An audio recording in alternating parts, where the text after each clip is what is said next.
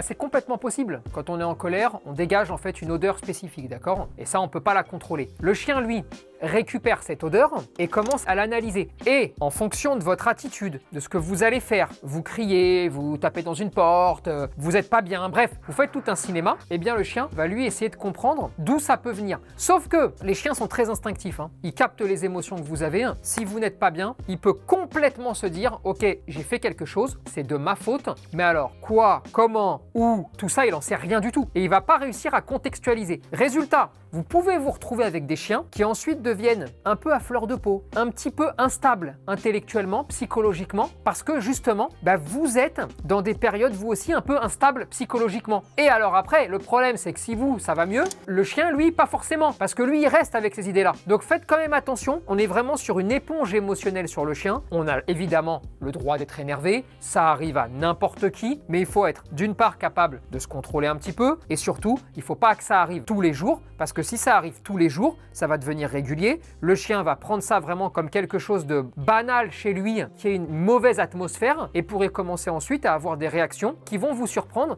mais qui finalement ne le sont pas du tout.